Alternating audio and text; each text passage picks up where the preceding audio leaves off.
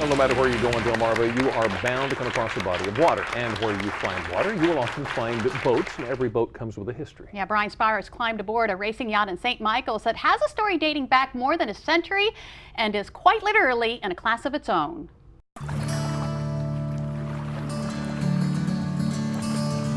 She's certainly a sight to see out on the water, the very definition of beauty, history, and tradition. By no means is she your typical boat. Oh, it's much more than that. It's living history. It's a functioning part of Americana. It's just an incredible item to sail. I love it. Rick Carrion is the captain of the Elf, a 30-foot wooden racing yacht. As a matter of fact, she's the oldest active racing yacht in the country. A racing yacht is a boat that is designed and built for racing and pleasure, and it has never been a work boat or anything of that nature. Elf was built back in 1888 in Boston and spent a great deal of time sailing between New England and the Bahamas. 125 years later, the Chesapeake is now her home. This after Rick first laid eyes on her 4 decades ago. I loved the boat. When I first saw it, I was dock master at the old Granary Docks up on the Sassafras. I saw it come in 1970. They wanted $8,500, but I was putting myself through college, Salisbury State College at the time, and I just couldn't afford that. But the second year I thought, well, maybe I can talk the gentleman down, and I was able to talk him down to $1,500. And I bought the boat, moved aboard, and sailed to school, and lived aboard at Salisbury. Just like that, Rick acquired a boat that was as deeply rooted in American history as the waterways it once sailed. The first ventures out were kind of difficult because I really didn't know how to sail. And it was good going one direction with the wind, but trying to get back into the wind was another item. Rick says over the course of 3 years, he fixed up the boat, all while living on it and going to college, which, as you can imagine, made him popular with his classmates. I'd have to pull the boat away from the dock a little bit sometimes so I wouldn't be interrupted all the time, because I did want to graduate, you know? And I'd be aboard and, Rick, are you aboard?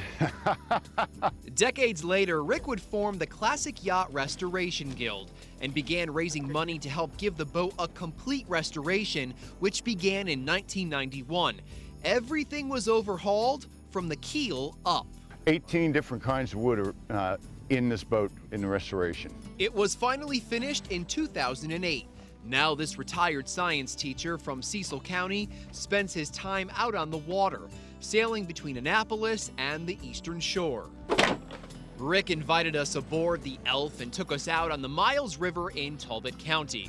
And while her story is impressive, this boat is even more amazing when her sails are open and giving way to the wind. And on this sailboat, a great deal of the work is old school. Go ahead up, John.